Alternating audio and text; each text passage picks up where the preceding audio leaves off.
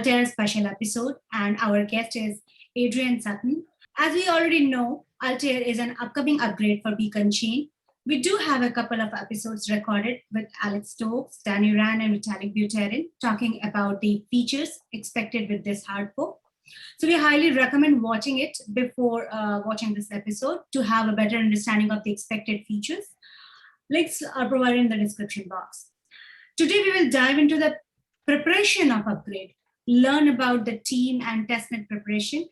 But before that, may I request Adrian to introduce himself to our audiences and let us know how you joined the Ethereum community and the Teku client development team. Thanks, Booyah. Yes, I'm Adrian, and I've been working with Consensus for about 3 years now. I actually started and came into the Ethereum community through being hired with Consensus. So Consensus has hired a number of developers who have experience in other fields and put them to work building clients and doing other things like that. So it's kind of great to be able to bring people in that way. And I'm really pleased that I finally kind of got to drink the Kool-Aid because I got a job in Ethereum. So I actually started developing Besu, the proof of work chain client. Did that for a couple of years and then came over to help bring Teku from a research project and Beacon Chain from a research project to be ready for the mainnet launch, which was a really exciting time. And it's been lots of fun. That is nice to know. So today I'd like to take you through a little bit of the work that we've done to give some background of what it takes to actually bring Altair to production. So before I get into that, let me just give a really quick overview of what Teku is and why it's different. There are about 4 main Beacon Chain clients that are all great. Teku is one of them. So it's a full Beacon Chain client with a validator client that works with it. You can sync the chain, you can stake your ETH and validate with it. It's open source under the Apache 2 license, performs great, earns great rewards on mainnet we've seen, really reliable. What makes Teku a bit different is that we've really tried to focus on the needs of the enterprise market. So people who are running bigger staking providers, people like Infura, so Teku powers Infura's ETH2 API, who have maybe more complex security requirements, maybe more complex infrastructure and management requirements. That doesn't mean Teku isn't great for individual stakers and solo stakers. They benefit from a lot of these features. So for example, one of our most popular features is the ability to do a checkpoint sync. So you can grab a state from an existing node or from Infura and be up and running fully synced on the Beacon chain in a minute or two. And that's actually driven by needs from enterprise where they have Kubernetes clusters and nodes might go up and down regularly. They want to be in sync very quickly. So that's Teku. It's a great client. Check out our docs and give it a try. It's definitely worth your time. The team behind Teku is a fairly large group in terms of everyone who's contributed, but in terms of the core team that have been working on Altair, there's 4 of us, Meredith, Ben, Paul, and I. We're distributed around the world a fair bit, from the US, Europe. Paul and I are in Australia here, and there's a really big supporting cast of characters helping us from Consensus as well, which is one of those enterprise benefits that Teku has, is that we actually have a big company that's used to doing enterprise support and those kind of things behind us. So let's talk about Altair. For all of what Danny and Vitalik and Alex have said about all the features coming in Altair, the main goal is actually just to prove that we can do an upgrade. This is the first time we've done a network upgrade on the Beacon chain. There's a lot of little details to it and a lot of things that can go wrong in any network upgrade. So we wanted to do something before the merge or before sharding, which are really quite big upgrades, to just work out those kinks. So there are some really nice features coming in Altair. So, the accounting reform makes a bunch of things easier, sync committees and proper support for light clients, fairer inactivity penalties, and then a few penalty param updates to increase the cost of slashing. But look at the other talks for those details. What I'm going to talk about is what really changed, the bit under the waterline with the duck madly paddling, because when you look at this list of things that we had to change, and we'll go into more detail on each of them, that bottom one, some minor changes from the spec logic, that's pretty much everything from the previous slide. It's not a lot of work to implement the pure state transition changes that are in Altair. There's some details, there's some optimizing to be done. It's not completely trivial, but actually it's all this other stuff, all the stuff around the state transition that is the majority of work for clients, both for Altair and in producing a working mainnet client. The biggest part of the change in Altair is actually something that has pretty much never happened on the proof of work chain. And that's that we've changed some key data structures. So if you look at the block data structure for the proof of work chain, those block headers are essentially unchanged from Genesis. It's actually quite hard to get clients to deal with multiple different types of data structures and transition from one to the other. I think the closest that the proof of work chain has come to changing data structures is removing the state root from the receipts, and the clients themselves don't really use that state root field much. So in Altair, we've made a few fairly decent changes. The beacon block change is fairly straightforward. There's one new field. But for beacon state, we've actually removed a couple of fields and replaced them, and that's part of the accounting reform work. So instead of storing previous epoch attestations and current epoch attestations in the state, we're now just storing a set of flags, which is the previous and current epoch participation fields.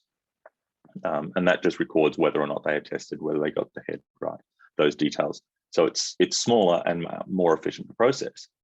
But that has a lot of impacts in terms of the client. So firstly, SSZ is the simple serialization format that is used for ETH2 generally, and for the state and block. It is not a self-describing format. You have to know what you're parsing before you can start parsing it.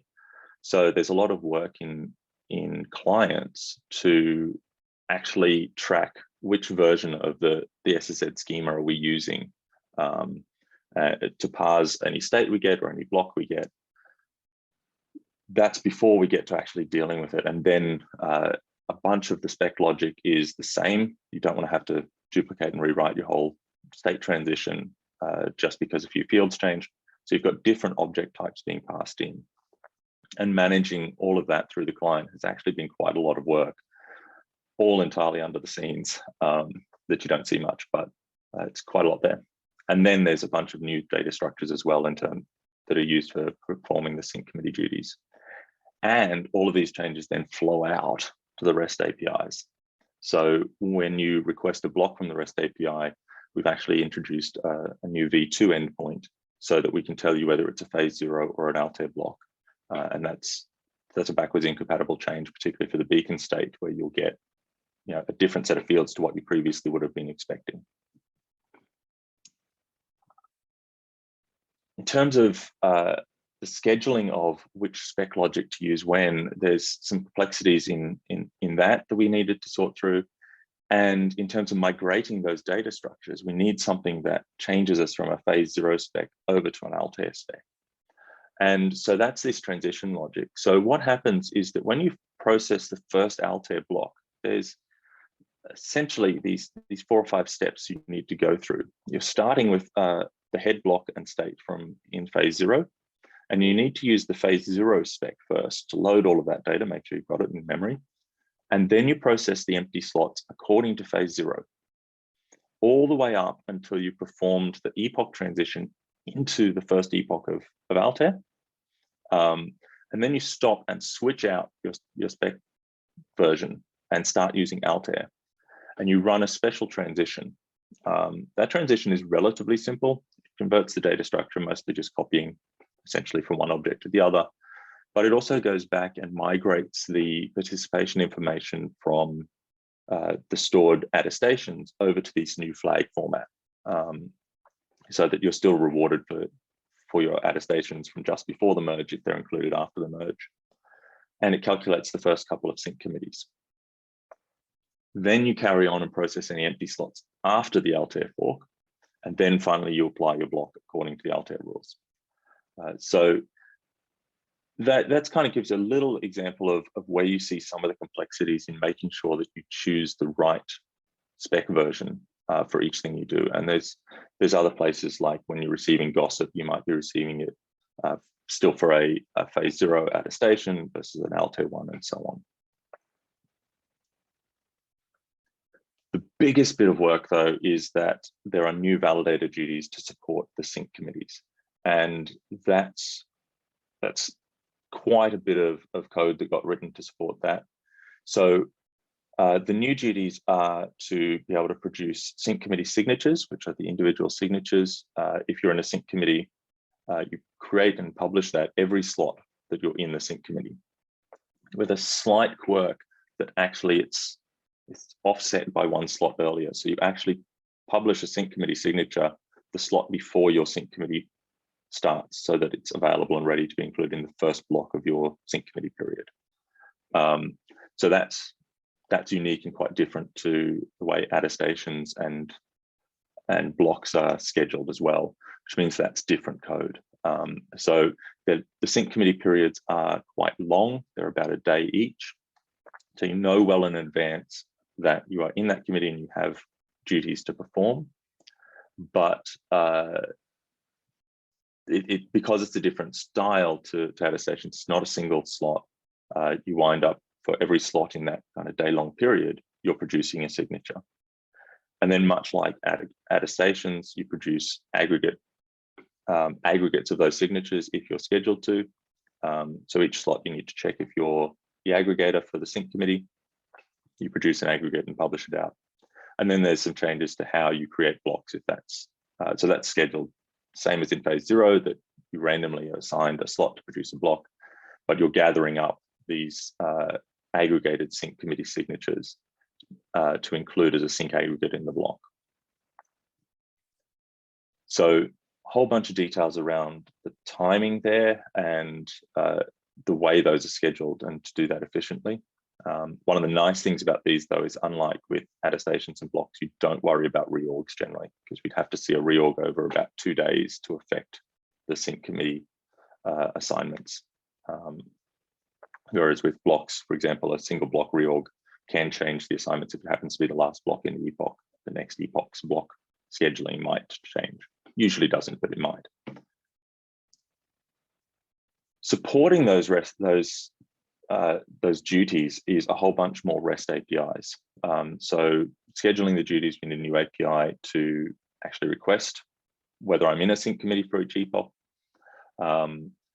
We need to be able to subscribe to the subnets, so the gossip subnets and topics for publishing the signatures. They are broken up into 4 different gossip topics that signatures are published on, and you need to work out which of those subnets you're actually a part of based on your position in the sync committee, subscribe to them a random number of epochs ahead of the start of your sync committee so that there's some stability and find peers, and then move forward subscribed.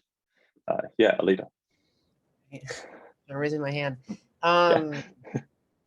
So one quick question would be, like, how far along are these to being implemented? Like, you know, Web3, or like, so that end users can use these REST APIs, or clients are implementing. What's the status on that? Yeah, it differs a little bit by client. So for Teku, we've got all these done and ready. We are still marking them as experimental, because if at the last minute we discover something about them that might change, that could break backwards compatibility, but they're certainly there and ready to use. I think Lighthouse is in the same boat. Nimbus and Prism are still working on their Altair support. They're hopefully not far off. But yeah, so these are available. You can take a Teku release today and actually see these in action. There's a hidden flag to actually enable Altair support if you want to run your own testnet or join one of the Devnets that I'll talk about a bit later. It is one of the slightly unique things about the way we develop Teku is that we don't use feature branches. We use a proper continuous integration approach, and feature feature flags to enable and disable things. So our Altair work has all been done on the main branch. It's all been part of the releases that we've done over the last few months. It's just turned off. That's actually quite deliberate in that when you look at some of the research, you find that simplifies code bases and generates a lot fewer bugs, even though it's a bit counterintuitive. Most people think keeping your work off of the main branch and out of releases is the safer way to do it. But I won't get into too much of a flame war around that. Well, and it's also like, I mean, at least in my experience with branching strategies, they're constantly overcomplicated and underperforming, and also always unique to the specific problem. So, but it is cool that you're doing that, especially with like something like a client for a cryptocurrency. Is Teku, do you know if Teku is the only one that does like that sort of thing? I think it is in terms of the Beacon chain clients. Besu has a similar approach of trunk-based development. So my previous job was building a financial currency exchange. We did $10 billion a day, and it was all on one branch. You kind of got used to it. Well, I know it's efficient for like a startup, but anyways, I don't want to go too far. But no, it scales a long way. So I can talk about that for days, but it's probably not our topic for this talk. Yeah, but this is for my full-time job. I'm gonna hit you up and get more info. But just kidding. Yeah, definitely. You can see there, quite a few new APIs there in terms of being able to get the sync committees, being able to publish them, publishing contributions, your aggregates, getting those and so on. And then for the blocks, I mentioned the V2 APIs. So as we get closer to Altair and those APIs stabilize, people who are using the API should make sure they switch from V1 to V2 for retrieving blocks and states. For the most part, for phase 0 blocks, it works exactly the same. It's just a different number in the URL. But for Altair blocks, they won't be available on the V1 because they're not compatible with that return schema. In fact, so this is an example of the V2. So the key thing is that version field is added as in kind of the metadata section outside of data. And that will tell you either phase 0 or Altair, which lets you know which fields are there. So you can see the sync aggregate turns up for Altair. And for the state, we start getting inactivity stores and current sync committees. For Altair, you won't then get the attestations, current and previous epoch attestations. You will get the participation flags. The other really big area was around networking. There's a lot of work that happens there. Part of it is in terms of how we discover peers that are on our chain. So in discovery, there's an ENR, an Ethereum node record, which has an ETH2 field, and it includes an identifier of the fork that you're on. So as we move to Altair, that fork identifier needs to update and change at the right time to advertise who you are. You need to make sure you're looking for peers that are in the right state, and particularly as you're syncing your chain, you might not have reached Altair. Your head block is still back in the past, but you still want to be looking for nodes that are on Altair. And there's a lot of small details around the way that works. And we also advertise the sync nets, the sync committee subnets that we're subscribed to in that ENR. So there's a need to find the peers that are on the sync committee subnets that you need so that you're ready to publish your signatures out and actually be included in blocks. We talked a bit about the gossip and the new topics for the sync committees. Won't go into that too much detail. One of the little details about gossip is that the topic IDs actually include what's called the fork digest, which is a combination of the fork version and the Genesis validators, which is a really nice, unique way to identify a chain. But because that's in there, as we transition from phase 0 to Altair, all of our gossip topics, for attestations and blocks even, that not just the new sync committees, all of them actually change topics, and we start publishing over to essentially the same topic with a new topic ID. And that's what lets us handle the different block data structure. We know that if it's coming on this topic, we're getting an Altair block. If it's coming on the older fork digest, we're getting a phase 0 one. But the timing and transition of that make sure you connect to them, subscribe to those gossips, and get that whole gossip mesh set up in the right time. It's quite important and quite detailed. And then there's new versions of some of the RPC methods. So similar to the REST API, how we went from V1 to V2, the RPC between nodes on the network, they need to be able to request blocks, and we need to know what type of block we're getting back. So there's a V2 of that, which does essentially the same thing. It tells you which fork that block is coming from. So around questions on whether this is ready or not, Teku has been doing up some semi-public devnets. It's not really intended for everyone to jump on board. They're quite small, they're short-lived. We know they're probably going to fall over fairly quickly. So Kuparu lasted all of maybe a day before I discovered I configured something wrong with something. Enumba is still running. It's on the spec release 1 before the latest, and it actually found some issues which led to this latest change, and changing the way the gossip message IDs work. So these have been really quite powerful in terms of identifying issues, both with clients. So both Teku and Lodestar in particular have done quite a lot of work in getting up and running, and finding issues in the way we've implemented things and so on. Lighthouse has also managed to sync it. They've been a little more quiet about what they found, but I assume they've found it useful as well. But we've also found a number of issues, or a small number of issues, with the way the spec works in practice. And so Urongpili is the current DevNet, which is on the latest standard. It's running quite smoothly. There's one more issue in terms of the aggregation of signatures, whether we're targeting enough aggregators for those sync committees, which most likely is just because Urongpili is very small. We're only running about 2,000 validators on it to keep it simple. So we can provide the link to these if you want to sync them. I don't recommend you set up validators on them. They'll probably fall over before the deposit actually makes it through the follow distance and ready onto the chain.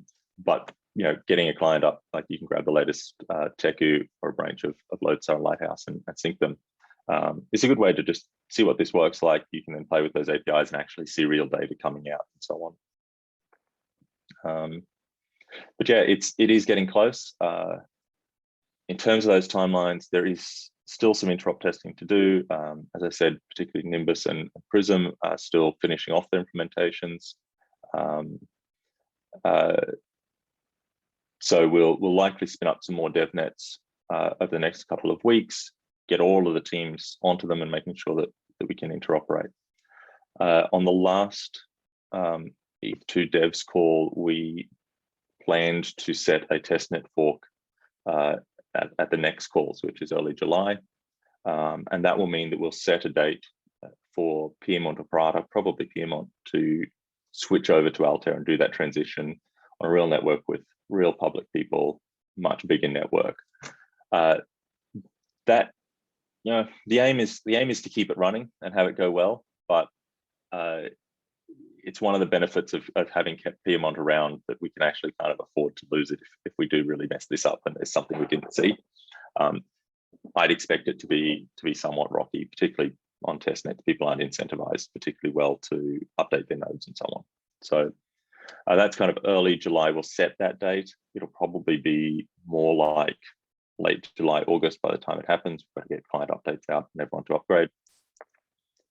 And then sometime after we see how well that goes, we'll start talking about scheduling it on mainnet. So classic Ethereum dates here, they're subject to change. They almost guaranteed to slip backwards. We're going to focus on doing this well and making sure that the networks are ready, or the upgrade is ready and tested and reliable before we actually push it onto the beacon chain. But it's coming, and it's coming fairly soon. And probably one of the key things is that people should be paying a lot of attention to releases from their clients and just staying up to date, because when those fork numbers are set, the slot numbers, then it'll probably be a fairly short window, particularly for the test nets, to between the release of the client and actually the fork activating. So they'll need to update fairly quickly. That's it from me. So any questions I can address? Yeah, so one of my questions is like, which by the way, if anybody else wants to ask questions, please feel free to interrupt me. But like, I think I'm not super clear on kind of the bigger picture of Altair and like when it's applied. Is Altair ETH2? Is it the application of ETH2? Like, is Altair the merge, or like, giving me some more context on that? Yeah, so Altair isn't the merge. So we're trying to move away from the term ETH2 because people have, it means too many different things to different people. Currently we have two chains, which used to be called ETH2, the beacon chain, and ETH1, the proof of work chain. So they will remain separate through, even after Altair. And Altair will apply just to the beacon chain. Around the same kind of time schedule, we're seeing London roll out on the proof of work chain. So those two forks needed to happen before we started talking about the merge. The focus after both of those goes out is then pointing towards the merge. It's not necessarily guaranteed to be the next upgrade. Again, Ethereum dates, they all change and so on. But yeah, Altair is basically that preparatory fork for the beacon chain to say, yeah, we can upgrade. It's a relatively simple thing to build and deploy compared to something like the merge. Let's get that right and prove it out. But it is a part of what used to be called ETH2 and that roadmap. So things like full light client support through the sync committees is a really important part and a really powerful thing that will come in. It's useful to be able to track the beacon chain with the light client. It's incredibly powerful to be able to track the merged Ethereum with a light client. And so by bringing it in on the beacon chain now, once the merge happens, those light clients will actually be able to sync all of the Ethereum world state and have that same proof structure and same access in a way that is much more first class than what they can do currently. If you've ever tried to use the light sync mode in Geth, you'll find it's very hard to find peers that are supplying that information and so on. The sync committee stuff is designed to solve those problems. And so after the merge, this is something that comes out as part of that roadmap. But yeah, it's a small step on the ETH2 roadmap. Thank you very much. Yeah, that's good. I think, yeah, thank you. I may have a couple of questions for you. Number one, first of all, thank you for this wonderful presentation. The first question is related to sync committee, as you mentioned in one of your slides about the changes that are being brought to sync committee with this upgrade. So what is the difference between sync committee missing a signature and sync committee missing an attestation? I heard these in one of the implementers meeting. Yeah, so there's the term committee is a little bit overloaded in the beacon chain.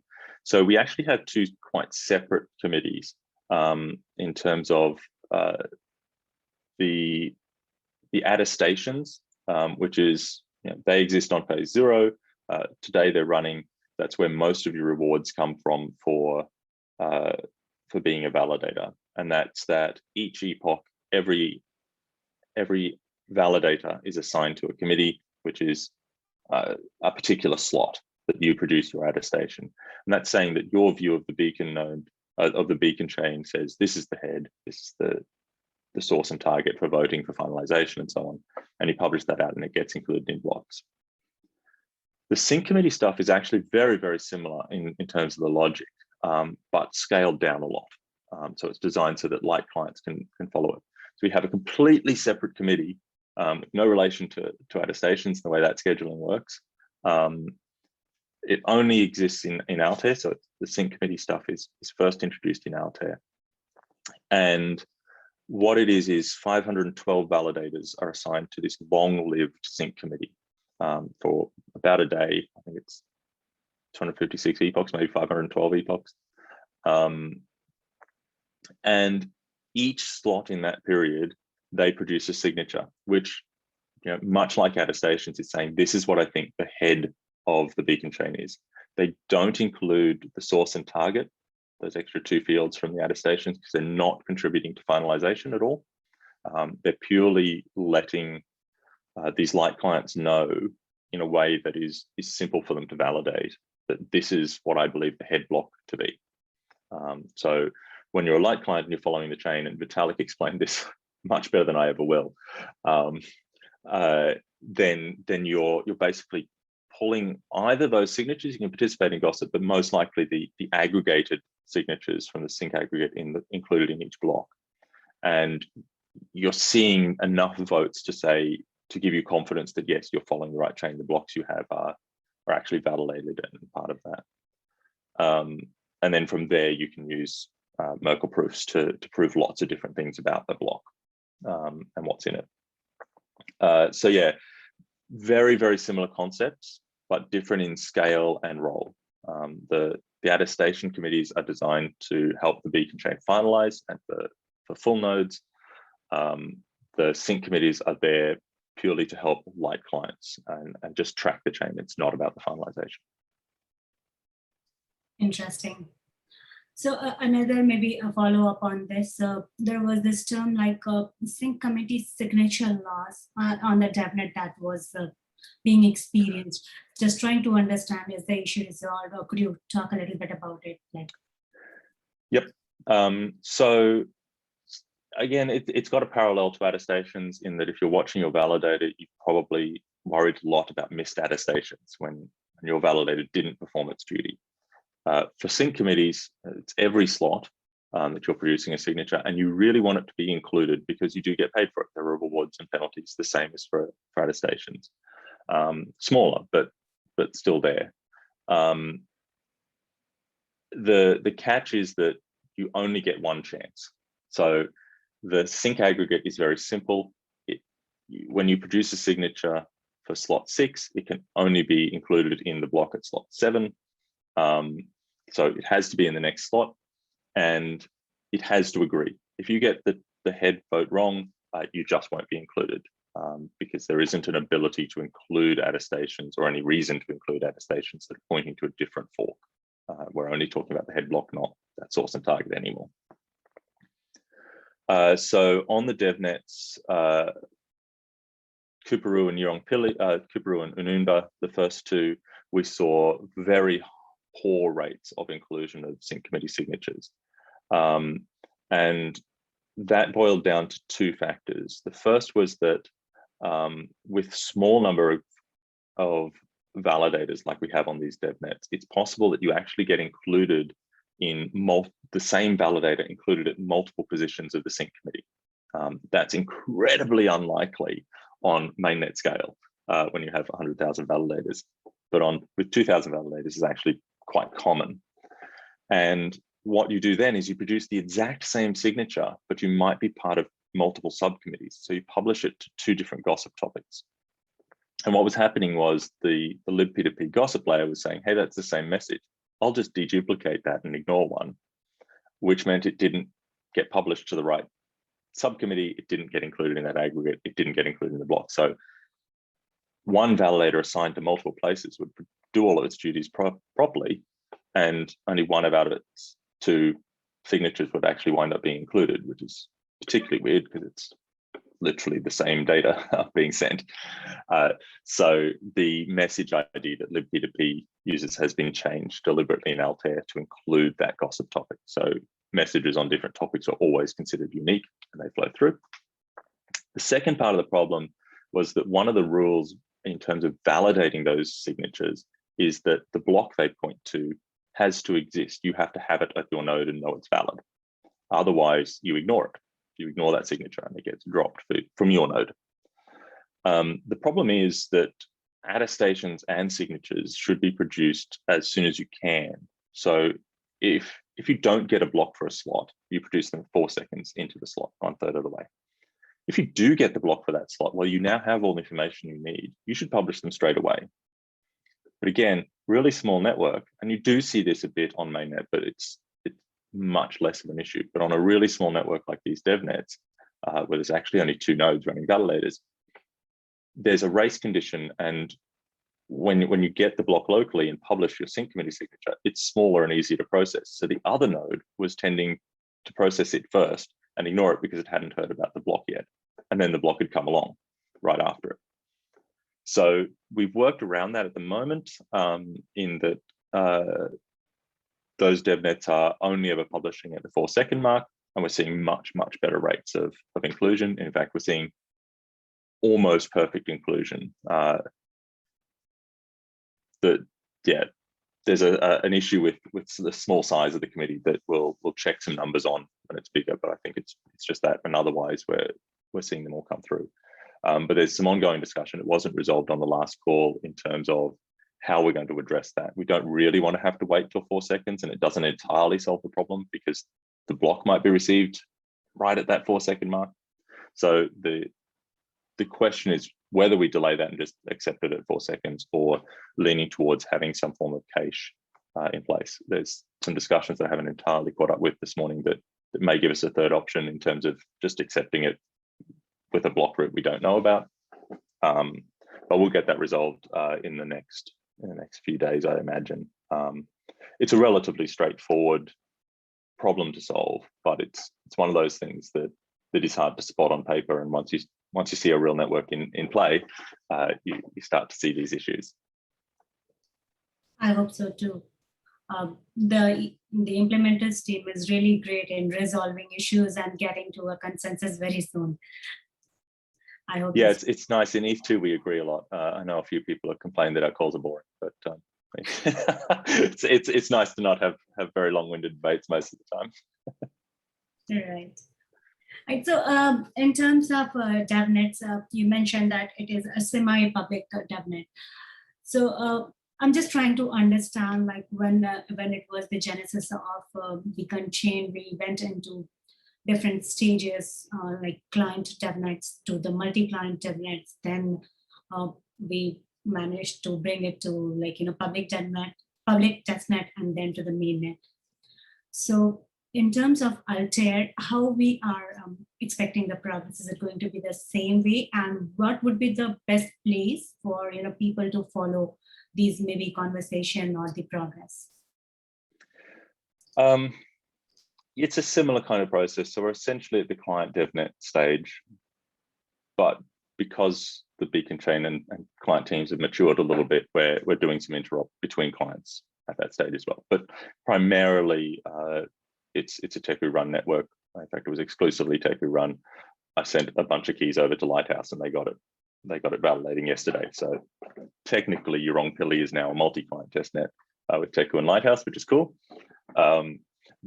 But in terms of where people get involved, it's really going to be that next stage. Most likely, actually, what will happen is that the first place people will really hands-on, we need you to be doing stuff with Altair, is when we schedule a fork for Piedmont or Prada. We're unlikely to try and spin up a third really big, long-lived public testnet. We just don't need it. And starting a testnet on Altair isn't anywhere near as useful as trying to fork one of the actual ones that are long-lived, has this long history, has real and very well distributed validator nodes and so on. So that's really going to be the timing, is to keep an eye out for releases from their clients. Pay attention to each release. I suggest get into the habit of just upgrading to each release, so you get the practice of upgrading. In terms of where to follow this, the bi-weekly or fortnightly, depending on which country you're in, ETH2 Devs Call, which we shouldn't be calling ETH2 Devs Call. I know it's got a better name now, but the Beacon Chain call there is kind of the gold standard for where those updates happen. But the EF Discord has a lot of back and forth on it as well, in terms of the details in some of the ETH2 channels and so on. One last follow-up on this. I know you mentioned a little bit about timeline, like when to expect what? I'm just trying to understand here. Is there any strategy or agreed upon duration for keeping it on DevNet or testnet before deploying on mainnet, or is just the general agreement of 4 to 6 weeks, like the standard Ethereum practice? By and large, we're following the same playbook as has happened with the proof of work chain. So for London, for example, I forget the names of the test nets. They've had a few Devnets running, and that's been very useful. They used to be YOLO test nets, and they're just relatively small scale, designed for clients to work together and see things happening. So that's the stage where we're at with Pili, for example, on Beacon node, a Beacon chain. Venue fork testnets like Gourley and Brinkerby, Robston. So that's coming up for London. Make sure you got your nodes updated. We'll schedule that fairly soon for the Beacon chain for Altair, and then you roll out to mainnet. So it's kind of a tried and trusted approach to Ethereum network upgrades that we're trying to follow. It ultimately does come down to agreement between the client teams of when they're prepared to ship a release that has a fork epoch set. But we're certainly open to having people raise concerns and hear whether they think it's ready or not, or the timing they see on that. One of the nice things about Altair is there's not a giant amount of clamoring. It's not like 1559 people want it yesterday. It is just testing it out. So we're kind of a bit more relaxed. We have people like Ben complaining and making sure we push it out and get it there. People really want the merge, and Altair is a step on the way to that, proving that we can do the upgrade. So it'll come when it's ready, but or it'll come as fast as it can, but only when it's ready. Nice, thank you so much. I believe Alita has a couple of more questions for you. So I don't have too many, and to be honest with you, they're not super pertinent. So kind of what's going on a little bit, because from what I know about the Beacon chain and the mainnet or the main chain of Ethereum, there seem to be a lot of differences here, and I'm curious from your perspective, what is the expected when I merge a major change somewhere into let's say, for example, I have an app and I'm merging a major change. There's always a bug. There's always something going on that was uncaught. And so one of my questions would be how confident, or I guess, why is the Beacon chain so diverted from the mainnet, and is the Altair going to sync them in some way?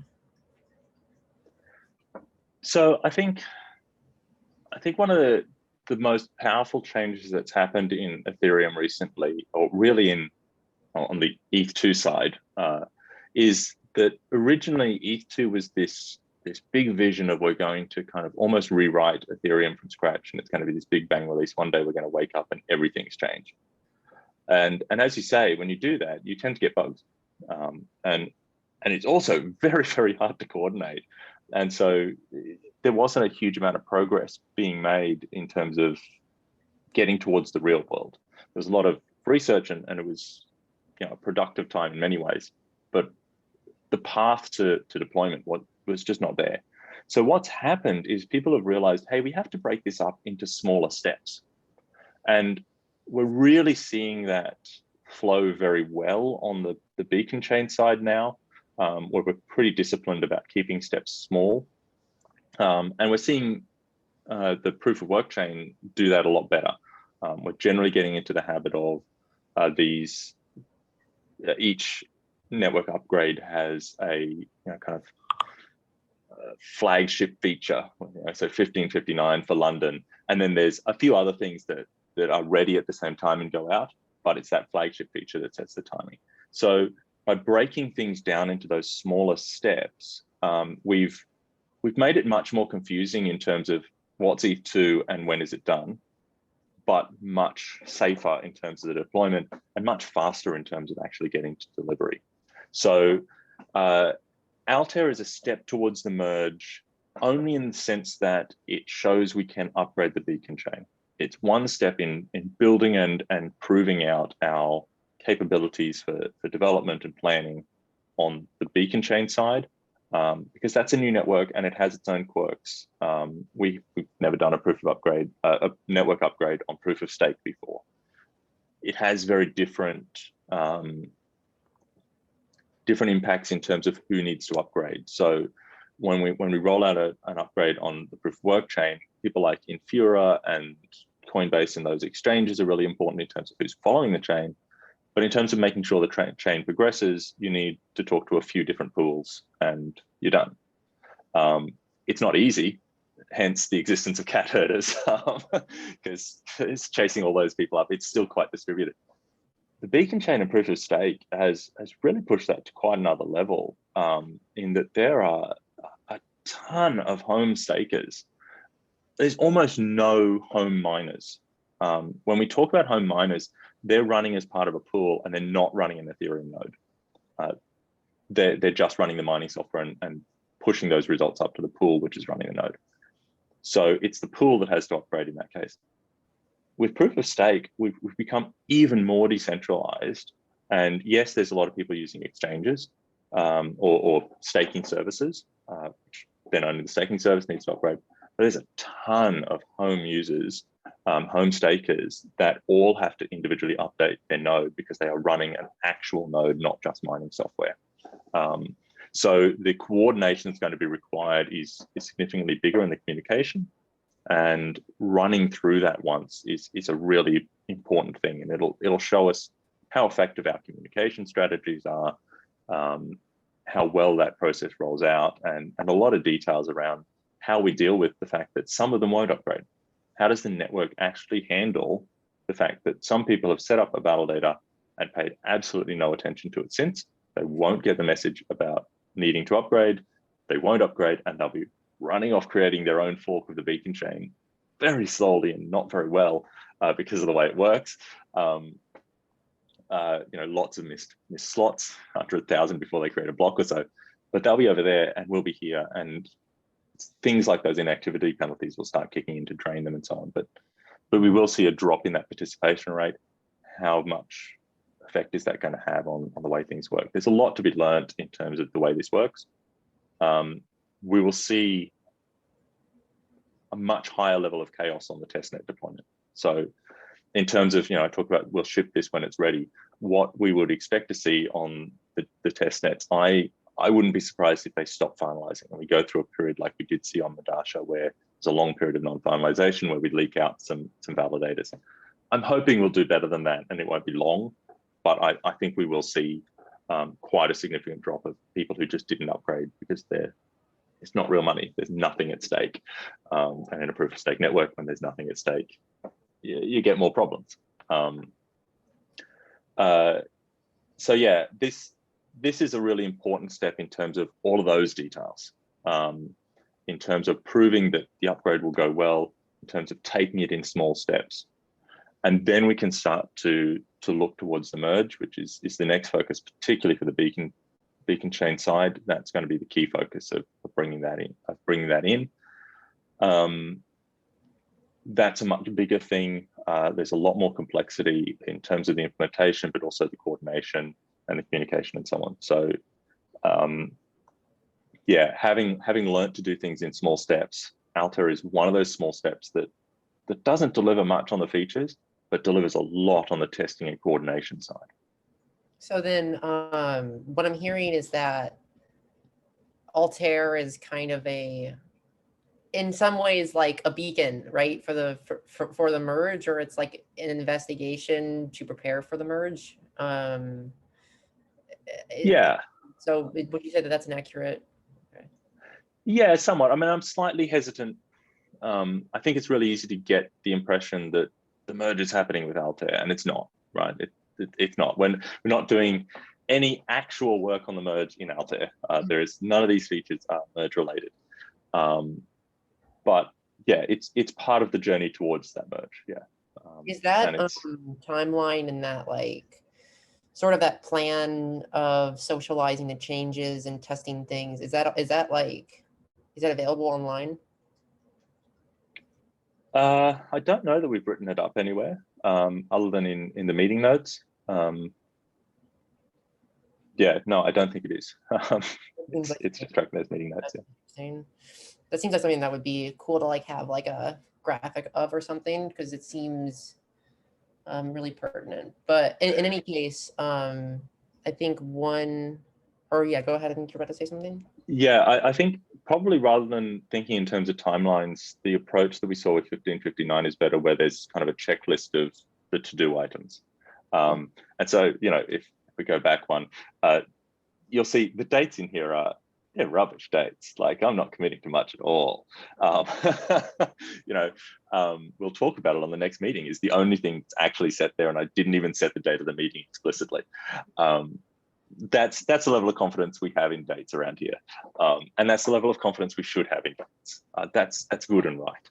So this is actually, sorry to interrupt, but this is a really interesting thing that I've noticed. This is a bit tangential, so totally okay if we don't want to go down this route. But like, one thing I've noticed that I feel like Ethereum, cryptocurrency in general is a company, right? And like any other company, especially the ones that are new, so like Ethereum, right? The product management normally is pretty rough. And so I wonder, from your perspective, if you think like in the future there's a lot of like possible changes or positive changes to the product management in Ethereum that's going to like eventually, allow us to say like, well, we don't know exactly when, but maybe in the next quarter, but we're confident that we can get this done in the next quarter. Or if you think that maybe that's like sort of, it's not compatible with the way that money and like cryptocurrency development works. So I think there's a couple of factors there. If you think in terms of a traditional company, where you get into trouble is when you set fixed dates for fixed scope, because you have this unbreakable triangle of quality, time, and scope. Quality shouldn't be negotiable, but it's the one that will always suffer. If you set time and scope, you will say you'll keep quality or you'll cut scope. You won't. You will cut quality every time. So it's a terrible idea to try and say we will ship this on a certain date, and that's where most of the bugs and problems in software development come from. You're much better off taking the approach of saying we're going to be agile and we're going to deliver in small steps when it's ready. And because we're delivering in small steps, you can actually see the progress we're making. And so even in terms of a classic company, I think that's the right approach. We're going to have a checklist of things to do, and we'll just see them ticking off because they're small and we're making constant progress. You then shouldn't need to say, actually, we'll ship this by this date, because what that's done is lock you into the direction you're taking. And we've seen with the history of ETH2, this was going to be a very different type of chain in the original plans for ETH2 than what we've got today. And what we've got today is much, much better because we changed our plans based on what we learned as we were going. So small steps let you do that. Having timelines means you can't change your plan, because otherwise you'll change your timeline again. And a lot of the criticism for ETH2 being late and being delayed is actually because we changed our plans. We changed the way we were going to deliver, and for the better. So I think that's really important as a starting point. But I think the other aspect is that we want to be a decentralized system. So when we talk about, clear product management, we're actually talking about someone who is saying, this is what we're doing, this is when we're doing it. Someone is the boss. We don't want that in Ethereum.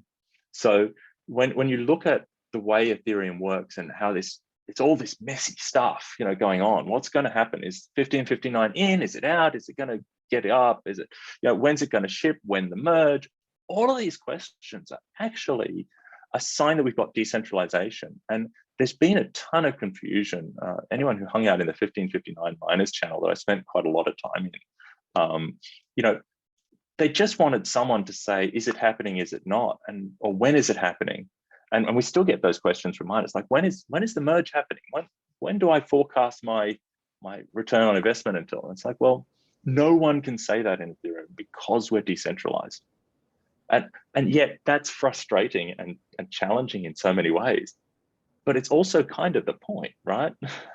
Well, in my opinion, like I would say it definitely is the point that it's a challenge, in a decentralized system. But I do believe that I mean, like, I do believe that, you know, there are ways to deliver stakeholder. Well, I don't know, but like, I would assume that there will eventually be ways found, maybe some derivative of Agile or whatever, to manage it in a decentralized way and still deliver on, or still be able to deliver like some sort of idea. Like you said, with the checklist of what needs to get done with 1559, for example. I mean, that's technically a checklist, right? And it gives people an idea for when it'll be released, but.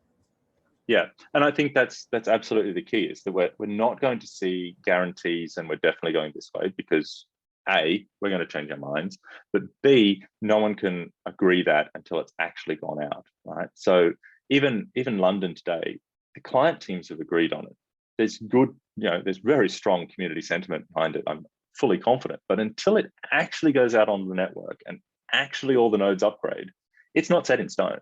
Like, it could be rejected by either the miners, by the exchanges running it. It's a decentralized system. Everyone has to agree to this upgrade going forward. So to me, the way we will see that become more predictable is more and more on small steps. So breaking down 1559 into that checklist, and same for Altair. These are the things we're going to go through before it ships, but then breaking down, you know, Altair into smaller and smaller pieces, because then you, yeah. Or go ahead. I mean, I'm seeing like kind of ETH2 is really exciting in a lot of ways. Both, I mean, you know, we're switching over to proof of stake, and then you know, a lot of other things or whatever. But also, it feels like this is a new, like what you're describing is a new way of approaching sort of the project management than what we do right now, which is, you know, scheduled forks that occur every so often with a bunch of different changes, or as many as it can get crammed in, right? So, but it seems interesting to me that there's like this change on the horizon for ETH2, or for the merge, as it were. Yeah, I think yes and no. I think some of this has been, you know, there's certainly been people pushing for this on the proof of work chain as well, that EIPs should just ship when they're ready, and not necessarily bundle them up into releases. We've seen big problems with upgrades being delayed because we were trying to get a lot of EIPs that all had to be ready, and when one got delayed, the whole upgrade got delayed instead of that one just not being in it. So more and more we're seeing, you know, that flagship feature, that's what sets the date. Whatever else is ready happens to go with it. And that's kind of an example of doing small steps, and it's kind of the approach we're trying to take on the beacon chain side as well. I think there is kind of a merge of governance that needs to happen yet, in terms of the way the two chains work. The beacon chain has come out of research where you just got people talking and you kind of spun it up, and it didn't need the same kind of level of coordination, and it didn't have as big a community behind it, and that community has exploded since mainnet launched, since public testnets really, and then mainnet. So we need to do better at including them. So, you know, we have the EIP process on the proof of work chain, and different ways that communicates. There's still a lot of mess. You know, still a lot of people don't follow it very well and are surprised that something, you know, a change is coming. We'll have to work out how that fits in with what at the moment is very client driven on the beacon chain side. The client teams are coming to agreeing on things. We're starting to see that already, though, in more and more communication between people. So Altair has a change that was put into the rewards for sync committees because of the work a community member did. Potos said, actually, this is a problem. They're not a client dev. They hadn't been on a call before, but we got them onto the developers call to have their say of why this is a problem. It was one of our biggest arguments on the call. It was great. It was a really productive discussion in terms of the back and forth there. And so we'll see that come through, and we will likely have to better track separate changes, and we do to some degree. They're separate PRs against the spec at separate issues, but you will see more and more these individual changes having a life of their own, and then finding their way into an upgrade kind of when they're ready.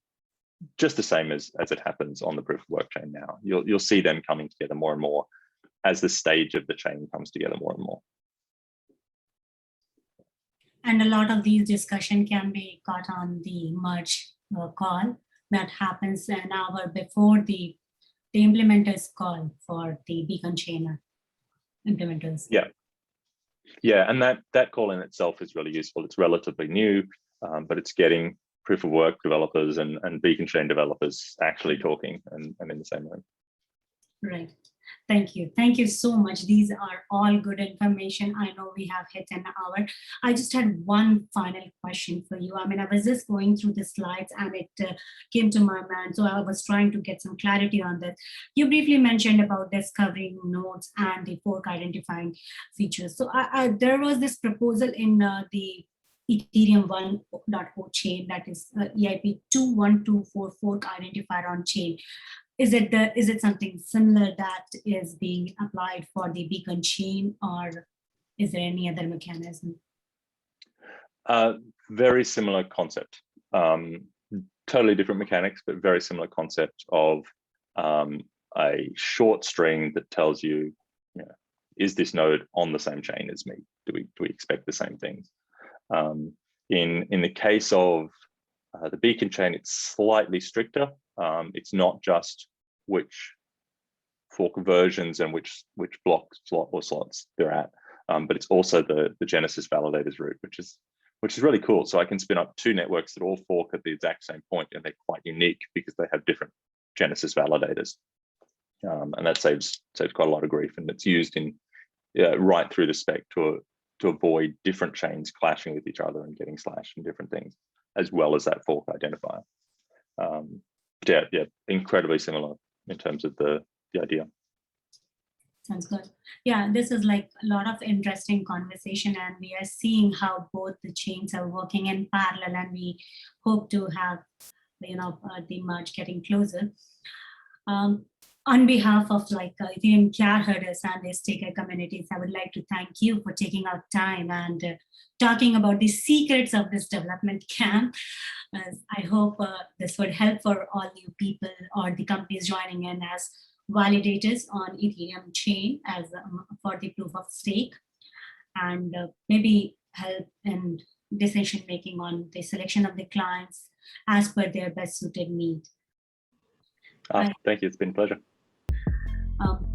On this note, I would like to thank all our YouTube viewers. If you like it, hit like, share it with the community members, and don't forget to subscribe Ethereum Chapter, this YouTube channel, for meeting and educational resources. All these resources and the slides, the presentation that were discussed in the meeting today, along with the guest Twitter handle, will be provided in the description box. Do follow them to learn about the development update in Teku and Beacon chain. Next week, we will have another special guest to talk about a difficulty bomb in London upgrade, that is EIP 3554 with James Hancock. So stay tuned, keep watching, keep sharing your love with Ethereum cat herders. Talk to you in the next episode. Have a good one.